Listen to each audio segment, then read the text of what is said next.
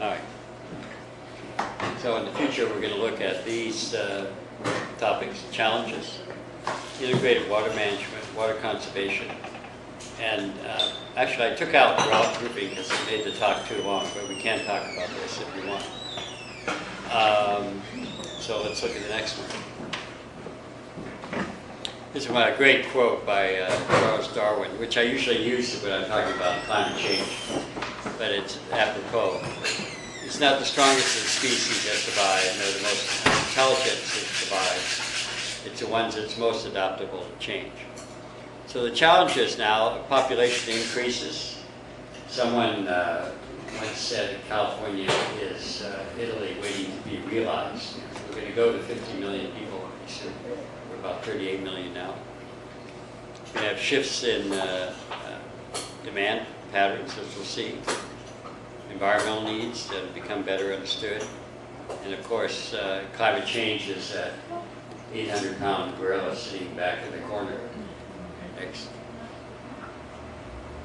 So, again, looking at this 2005 Department of Water Resources update, integrated, their idea, what they call is integrated water management, water conservation, which we've talked about, retrofitting showers and toilets, public education, and this goes back to educating the K through 12. You know, a lot of the smoking decrease that we saw in California and the U.S. were grade school children going home and saying to their parents, "I don't want you to die from smoking," and that had a big impact. The children are very important and can be very effective. Water use efficiency, leak reduction, getting leaks down to 10% is about as best you can do. Water, by the way, is under pressure, and sewerage is gravity flow. You don't want sewerage under pressure. You don't want it leaking out. So in order to keep the two from mixing up, the water is always under pressure. And because of that, you always have some leaks, especially with this earthquake environment. Water recycling. We'll talk about these others: drought-proofing, off-stream storage, urban and agricultural water pricing, and the metering of urban households and irrigation wells. Next. This is Water Factory 21 is a very interesting water treatment facility. If you go online, you can learn all about it. It's in Orange County. Orange County recycles about 100% of its water. And this is owned and operated by the Orange County Municipal Water District. Here it is. This actually is out of date now. They used to take secondary recycled water. So you have water from cities is primary treatment is just physical. Secondary is biological. The bugs eat organic material. And tertiary can be a whole host of different treatment processes. But what they're doing, they're just rebuilding this facility. They have 5 levels of treatment. They take the primary and secondary. The third level is a filtering process. The fourth is reverse osmosis. And the fifth is ultraviolet radiation, is the right term. And so you have these 5 levels of treatment, and it's injected into the groundwater and pumped up later on for use. So people object to what you might call the toilet to the tap. But this goes toilet through 5 levels of treatment, injected into the groundwater, and pumped up later for use. Okay. Now, a question came up with irrigation. This is regulated deficit irrigation. I first learned about this when I was in Spain. This is developed in Australia. Australia, by the way, is the second driest continent after Antarctica. Yeah, only 20 million people, but they manage their water very carefully. And this is a system that essentially measures the need of the plant for water. So you don't continually irrigate it, but you irrigate it when it demands the water. And it's valid in both fruit and wine grapes. And this is a way, it's expensive of course. We'll probably pay more for our food, but food is cheap right now. And it'll be a way of use of reducing the irrigated use of water for irrigation. Next. This is offline storage. This is a Diamond Valley Reservoir, which is, we talked about the Metropolitan Water District of Southern California, owned and operated. These are offline storages, and this is, of course, the dams of the future. You won't block the main channel where you stop all the salmon from running. You find some mountains off to the side. You build earth-filled dams between them, and then you pump water up into them. And the water is pumped between midnight and 6 a.m. where you can't give electricity away. And then it comes back down, flows back down into the system between noon and 6 p.m. where electricity is maybe 6 times more expensive than it is in the early morning hours. There's about 9 of these systems in California. Las Vegas is one, Las Vaqueras for Contra Costa County. The governor, they tried to build 2 new dams that didn't get out of committee this last year. One of them is SITES, S-I-T-E-S, which is west of Sacramento. It is one of these pump storage systems. The disadvantage is you will not get any flood storage, flood protection here, but there'll be many of these built in the future, especially now that natural gas is going up in price and hydropower becomes more economic. A lot of information here essentially says that 60% of new water sources are going to come from water conservation, agricultural water use efficiency, recycled water, and urban use efficiency. You'll find this. There's a high and low estimate of this, again, millions acre feet per year of water conservation, and it's increasing over time and with these particular uses. Next. East Bay Mud, we mentioned, has water conservation. Again, these are the front load washing machines are more water efficient. Toilets, landscape rebates, studies and surveys, leak repairs, recycling water projects, public education. And the results are, should be the next slide. Here we see from 1970, the consumption has stayed pretty much even. And here is their accounts from 300,000 up to 375. So this is how they've been able to decouple the demand. So the large urban cities have done well in water conservation. And by the way, they're helped out. This is the big drought in 76, 77. And here's the drought that ran from 87 to about 92. We have a drought. So they've been helped by these 2 droughts. People do decrease their water use. By the way, speaking of droughts, the last, if you go back to 1865, there's been 13 droughts in California. Mostly, some are only 2 years in length. The longest run about 6 years in length. But if you do the math, they're about 14 years apart. And the last drought we've had ended around 1992. So we haven't had a drought in California the past 15 years or so. We had a very dry winter last year, whether or not we're going to, it's going to be very interesting this coming water year. All right? And now we're going to do conclusions.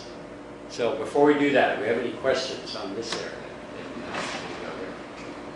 Just one quick note about the mic. After you speak, just shut it off by switching the switch down. In the agriculture part of it, there seems to be a lot building up about the salt deposition in the soils and stuff. And that seems to be a key element to a lot of this as well. Can you address that?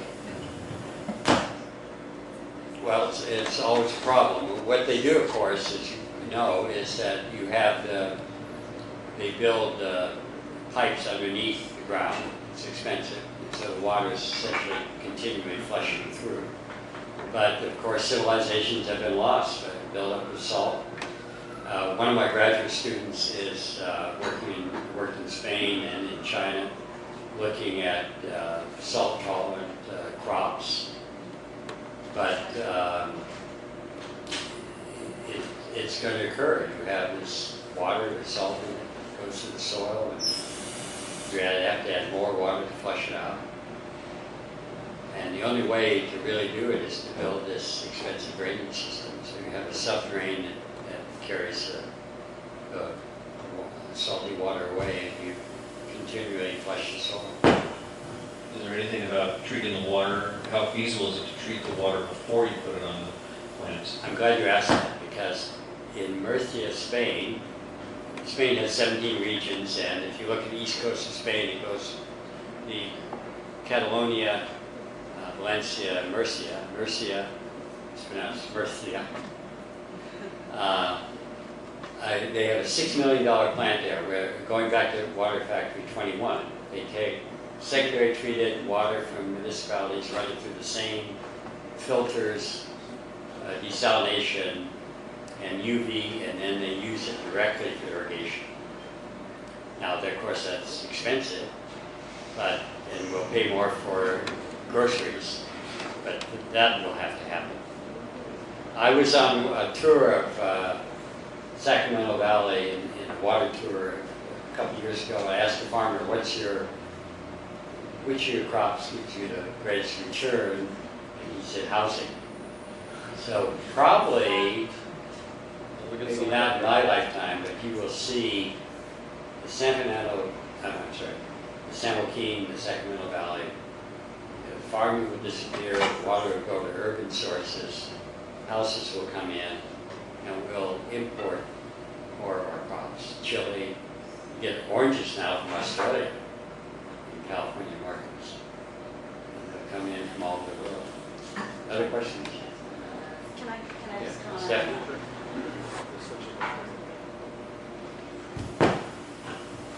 Salts are very hard to remove from water. They're dissolved in the water. So of all the things that we're looking to remove from water, salts are some of the most expensive things to take out. So to treat prior to agriculture, I mean, we already saw the discounted agricultural prices for water.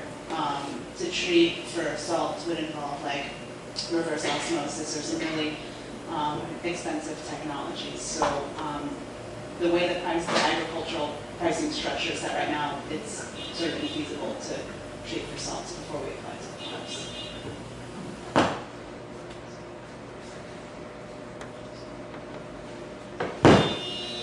I have a question about the offline water storage tanks. So the idea is they pump it up when energy is cheap. They pump it down through hydro plants during the day when energy is expensive. It runs by gravity down. But would it not be more efficient to just store the energy in the first place? Because there's a lot of energy loss in pumping the water up and down. You can't store energy. Well, in capacitor banks, like storing of the electrical energy that they use to power the pumps. It's far more efficient. Yeah, I don't, this is like the light we see right here. This is being generated right now. There's electricity travels the speed of light, and wherever this electricity is coming from, it's being generated right now. There's really no, you store energy with fossil fuels and coal and oil and gas and water, but I mean, there is energy stored in capacitors that are more efficient than waste. This is a very efficient way of doing it, because yes, you put energy in to pump it up, but it's generating. If you don't pump it down, you get almost all of the back. It's a very efficient way. It's effectively a mechanical battery.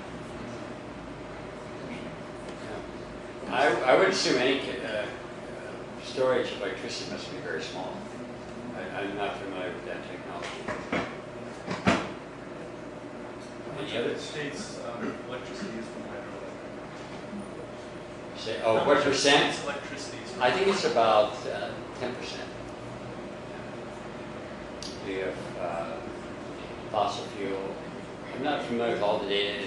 Nationally, the nuclear is 20%, but fossil fuel is the bulk of it. And hydropower, I think, nationally is 6%. But the interesting thing is, if you know electricity, there has to be a base load and then a variable load. And when the system in the afternoon, when there's a huge demand, you want a lot of electricity quickly, and you can get that from hydropower and also from the natural gas-fired jet engine combustible approach. Okay? Ready to move on? Oh, no, I'm not going to let you move on that easily. I recently heard the chief of the municipal water district quote that 19% of the state's power comes from, is used by water pumps around the state. And my question is anything being done to reduce the amount of electricity that's being used to pump water around the state? Yeah, it's a good question. I've heard that too, and Anna here, who's doing a master's degree with me, a master's thesis, just looked into this. What did you find? It's about that. 7% of the electricity is used for pumping and delivering water to agriculture, and that famous 19 or 20% we've heard of is any kind of water-related activity. So that also includes heating water in your homes and everything, treatment, wastewater treatment, everything. So that's at 20%, and pumping and delivering water to agriculture is 7%. But you can check that online. There's California, and what is it? Oh no, the California Energy Commission. Yes, the California Energy Commission issued a report relating water and electricity. So you can check it online. It's very interesting report. The water is heavy, and it takes a lot of energy to pump it. All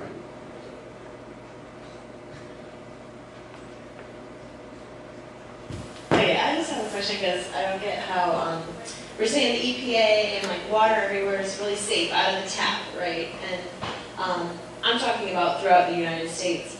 What I don't understand is how come, like I like the water here, but when I go to Arizona, it's horrible. It tastes nasty. If it's all safe and stuff, I don't understand how water can differ so much from state to state. So,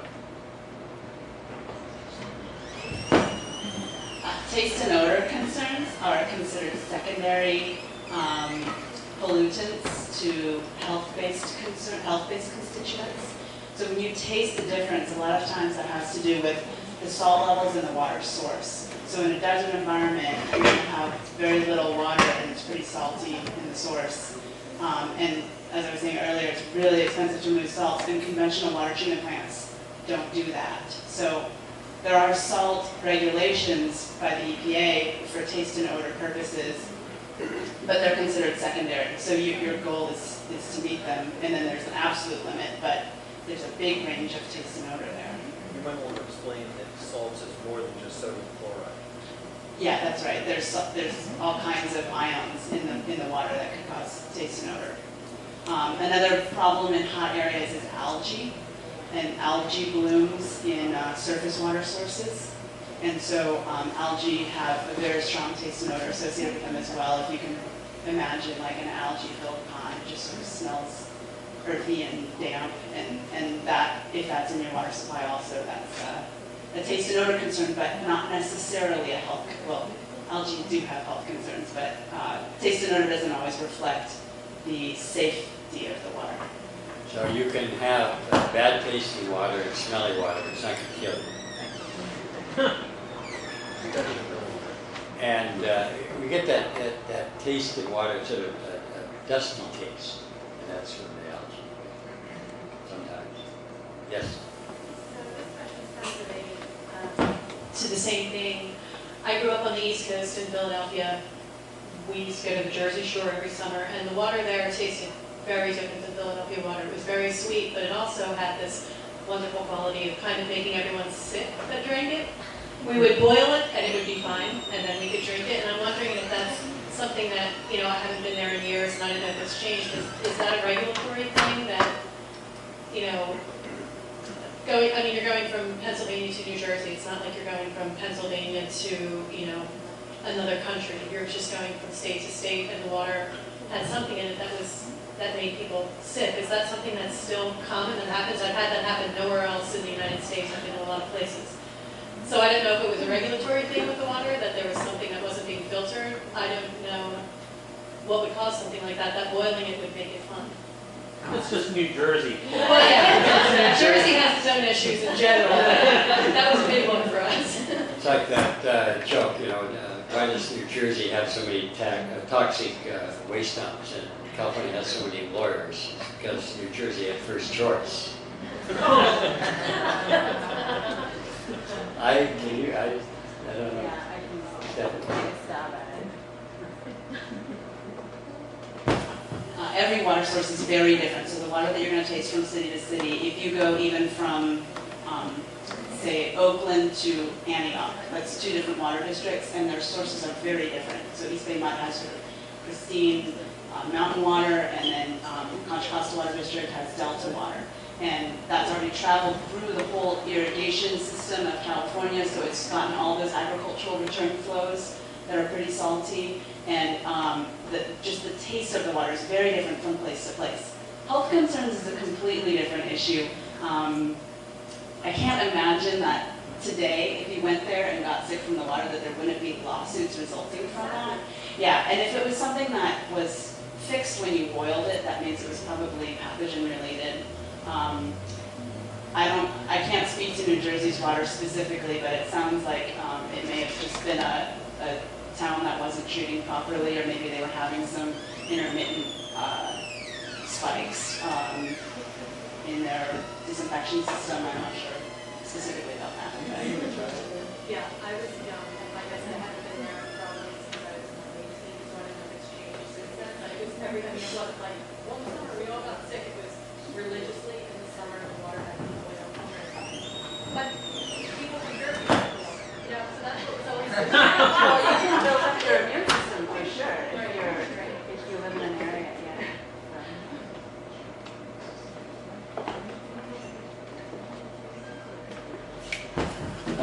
Does the EPA have a set list of contaminants that they test for, or is it different when they're testing around water sources around agricultural areas to test for specific pesticides that they may use for runoff in the groundwater? Well, the first question is, yes, and I get that in the mail. And I live in a condo, so everybody. Water quality reports. Do you live here in the city in an apartment, or you get a? I might have gotten that. I get a lot of people. It came out about 3 weeks ago. So you get a water quality report, and it's about 100 different tests that show there, and it's very interesting. Of course, if you're a water resource engineer, you think it's interesting. But the second one.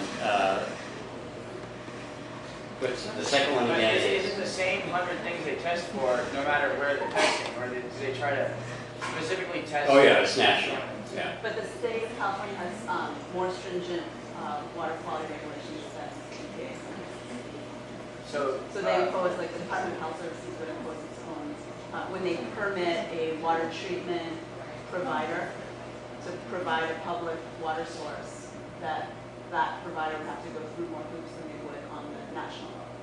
So there haven't been any issues of agricultural pesticides, pesticide runoff contaminating groundwater, and the EPA not testing for that specific contaminant? The EPA can't, and the Department of Health Services, which I think is now the Department of Public Health, they just changed names, but they can't keep up with the industries of like pharmaceuticals and pesticides and some of the growing chemicals that we're just using in them. And so they have regulations for things that they know to be dangerous, but to say that they know something is dangerous takes a lot of data. And there's everything that's dangerous is definitely not regulated, and pesticides are on the list of what we would consider emerging contaminants of emerging concern. Behind. I have a question about the water in New Orleans. If it depends on which part of the city people live in. I mean, I know, for instance, people in the lower Ninth Ward have to still filter their water, but perhaps people who are in Uptown or Central Business District or other places, the water is better. And do you know what they're doing about that currently?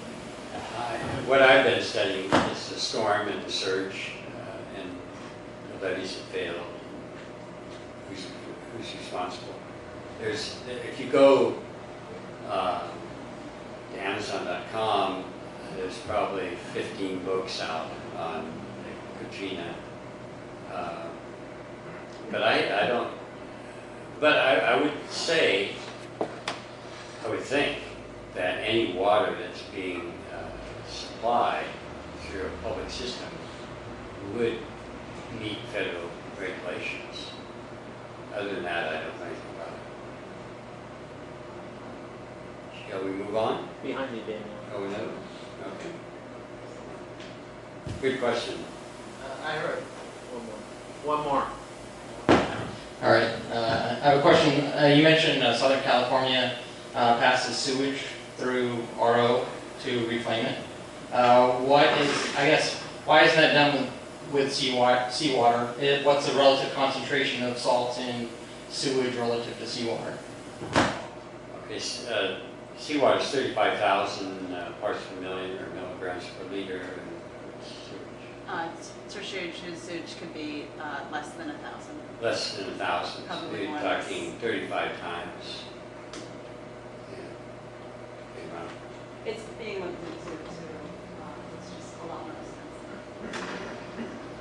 Okay, can we move on? Great. All right. So, as the conclusions. As we've talked about, the California water supply system is highly dependent on large-scale water transfers in reservoirs and conjunctive use.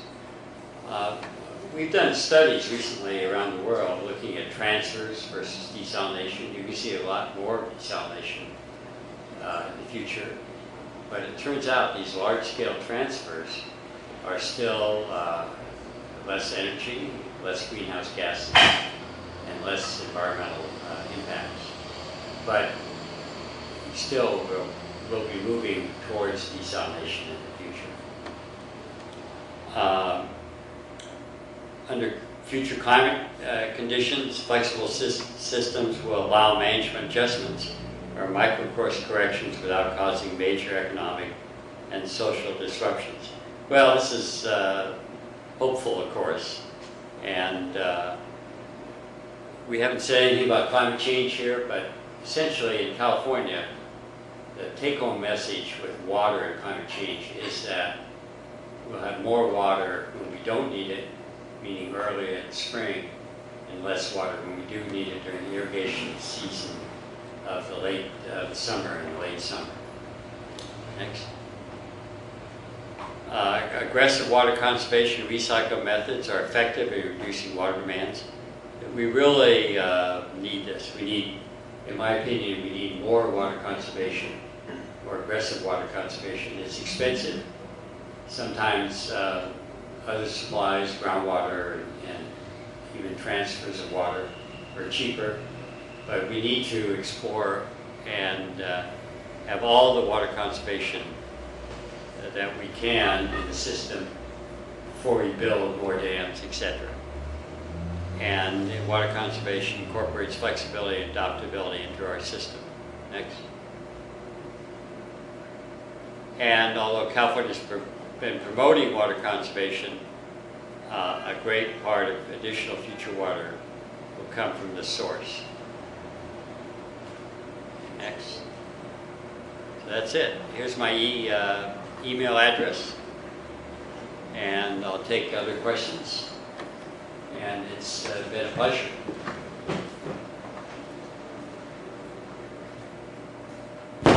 I was actually wondering, Do all states add fluoride to their water? No, San Francisco does, right? Los Angeles does not. San Francisco does. I think it's more by water district, not by state. Was that voted on and they decided to add it? How did that start? I don't know. I know it's been voted down. There are groups that say it impacts bones. Does anybody know more about this than I do? Which would, when I go to the dentist, they give me a fluoride treatment at the end, even though I live in San Francisco. All right, other questions? I have a question, and this is more about the battle over water resources in California. It's a two-part question. First is, how much of the water in California, the rivers, the watershed, is allocated to water district, state, federal, or other? Is it 100% of the water? There's no like free range water, if you will? Well, what we have not talked about is water rights. And water rights in California are very complex. There's 5 different doctrines. Most of it is either riparian, meaning if you own land along a stream, you have a certain right to that river and that stream. The second is appropriative, which means that, and that came way back from the gold rush days, that you make a claim on the water and you can have that water. All the water rights are handled by the California State Water Quality Control Board. Water Resources Control Water Board. resources. And all the water rights were gone in California.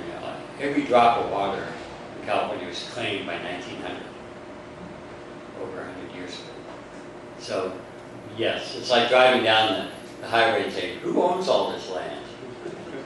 Someone does, and it's the same with water. And it's a property right.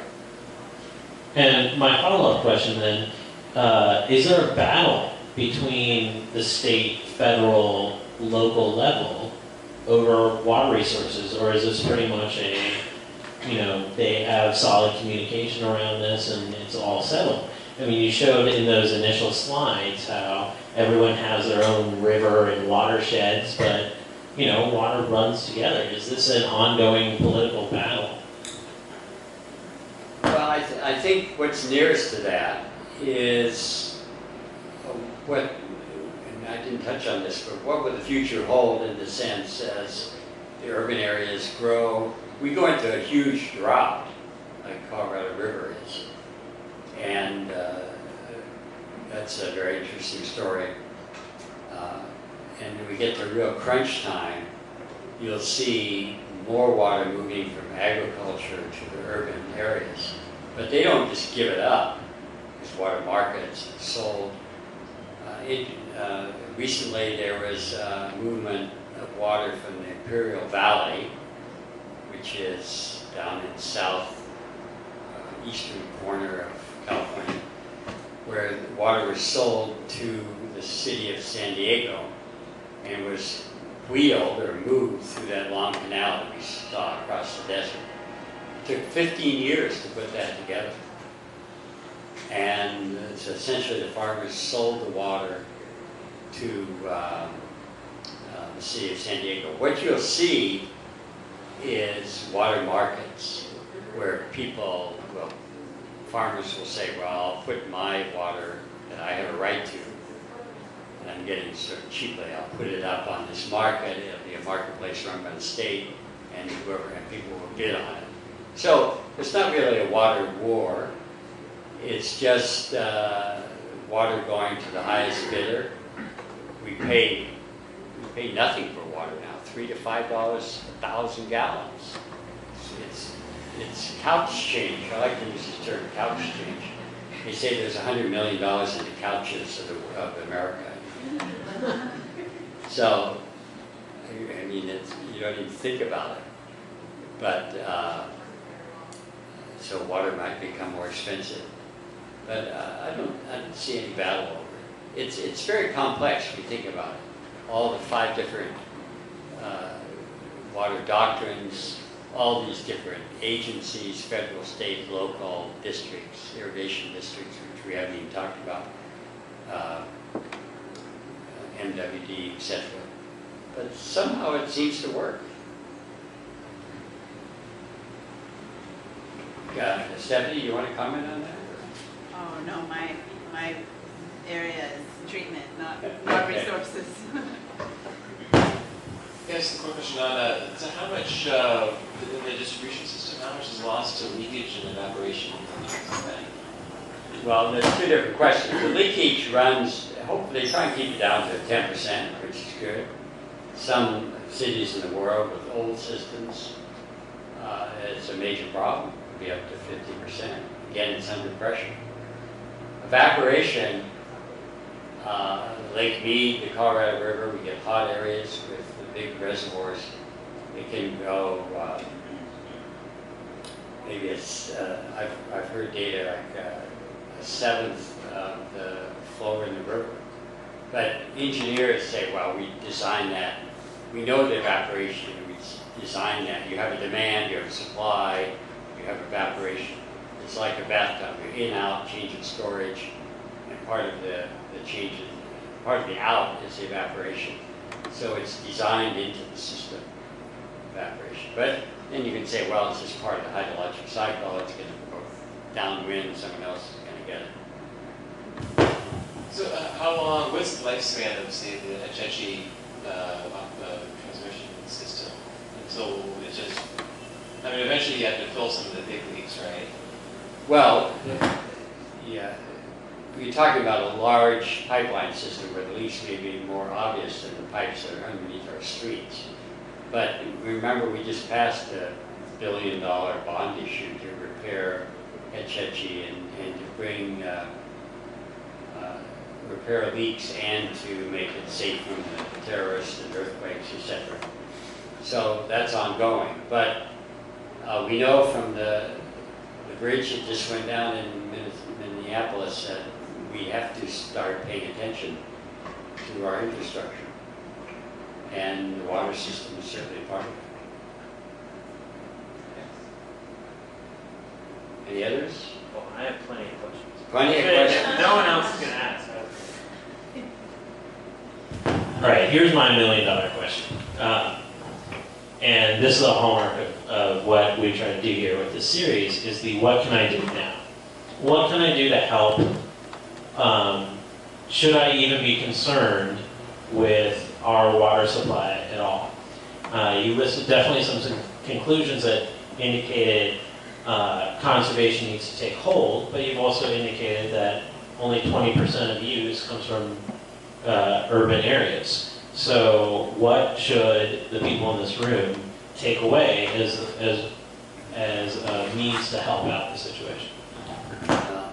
Excellent question, and I know we did discuss this. I've forgotten about it.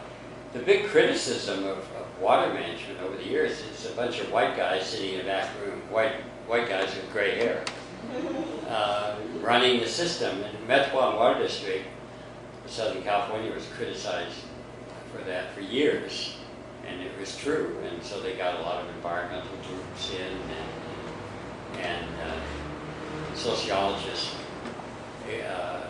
etc., to change their way of thinking and to move them to be more aware of other issues. I think, I mean, the fact that you're sitting in this room means you're certainly aware and have concern of the problem. And you can say, well, I can turn my water off when I'm brushing my teeth, etc. But it has to be more than that.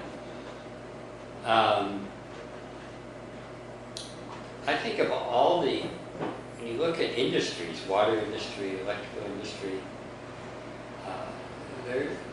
there's not a lot of room for public involvement. Compared to, say, the political, you can go out and work for a certain candidate, whatever. But to say, well, I want to take down, I want to see Shaughnessy Dam down and Tuolumne River Valley restored. Yeah, there's groups that are put out reports on that, as I said earlier, but how you personally get involved? Tough questions. Stephanie, can you say anything? You know, it's an industry. The water industry is an industry, and very complex. Lots of players, districts, etc. I think the demand for data. Anna, who I introduced earlier, is writing a thesis comparing Spain with California. She finds that there's a lot more information available in California on the webs, etc., about the water system than there is in Spain. So the availability of data is important.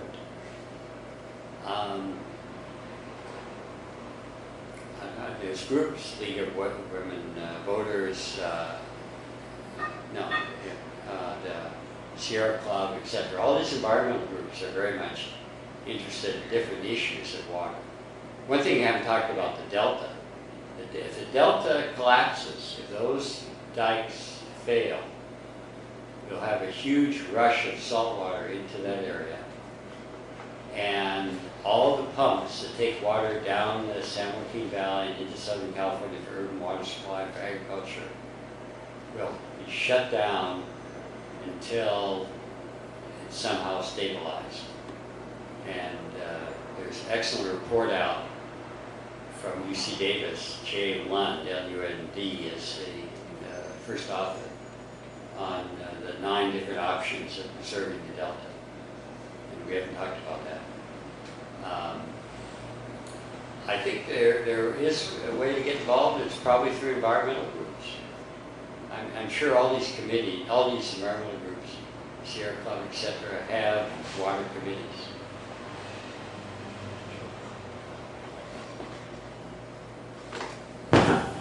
Is one of the things, though, in that O'Shaughnessy Dam is probably the poor choice for making the argument for removing a dam because of the sedimentation issues, and that there really is almost none behind O'Shaughnessy, whereas there are a lot of other reservoirs now and dams where the water capacity is so diminished that we're really not getting a lot out of it, and that would be a better land to restore. Absolutely. The Ventura River, there are proposals out taking that dam down. In Malibu Creek in Southern California, you have a dam built in 1924. It's chock-a-block full of sediment. Downstream is a premier surfing area and the Malibu Beach Colony, these multi-million-dollar houses. Yes, there's many more examples of dams that we taken down. The whole issue of dam removal, but it's more than that. It's picture Highway 1 and Highway 101 down the coast. Every time they put in a culvert, it blocked a salmon stream or a steelhead creek, and that's really something that is probably good to get involved in. There are groups that are looking at, I know there's one in Marin County, in restoring not just dam removal, but taking out just little barriers and creeks and taking out culverts and putting in bridges, etc., and restoring the streams. Very important. On questions? I have a trivial question. Trivial's always good. This is very trivial, but it's been bothering me for years. I look in the newspaper at the average rainfall for any city in California, actually, but for San Francisco, for instance, it's 24 or 22 point something, but it never changes. If it's an average, why does it never change? Well, the one I'm most familiar with is the city of Los Angeles, which it goes back to 1880s. So when you have a long-term record, the average may not change. One of the very interesting things about that record, in up to the year 2000, the lowest rainfall, the average is 15 inches in Los Angeles. 15.14, and it never changes. Even that that 4 never changes. 15.14, thank you for the correction. The lowest, in 2000 was 6 inches and the high was about 38. You're going to give me a decimal on those? No, but I mean, shouldn't that least significant digit change a little bit? I don't know, but since then, since 2000, Southern California in its 7 years has had a 2.5 low and a 4-inch low and a high that almost came to the 38 inches. So people with climate change, people that are strong proponents of climate change will say we'll see more variability in the future. And I'm going to close, I'm going to introduce my son who just walked in, Brian. Hey, Brian! Who has never heard his father lecture. Still. You'll be able to watch it on the internet in about 3 days. Maybe not lecture about water. Yeah, that's right. He's heard other lectures. Okay, that's it? Any more? If there are no other questions, let's give Professor Dracup a big hand.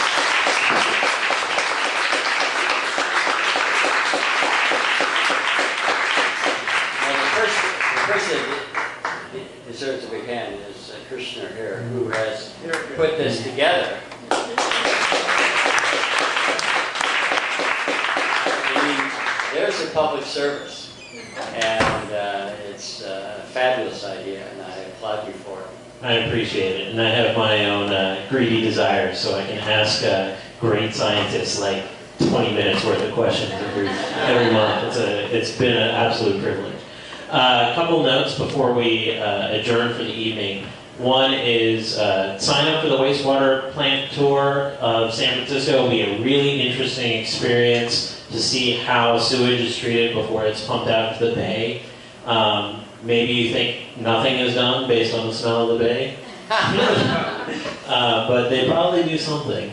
It's Saturday, September 8th from 10 to noon, so sign up. There's a pink sheet up front. This series is audience-driven. The topics come from you. Tonight's topic, in fact, came from a lot of people suggesting it during the biofuels talk a few months ago. So I encourage you to drop a suggestion in the topic suggestion bowl, which is right by the pink sheets up front. If you haven't signed up for the newsletter and the email list, please do so. That's also by the wonderful Wendy up there. And finally, next month we won't be on the third Tuesday. We're going to be on the fourth Monday, which would be September 24th. The topic is going to be on climate change in San Francisco. I'm calling it microclimate change. And we have the climate action coordinator for the city coming to talk about what's being done locally on the issue of climate change. She, in fact, was trained by Al Gore to give the similar style presentation that he did in Inconvenient Truth, but hopefully with a little more pizzazz.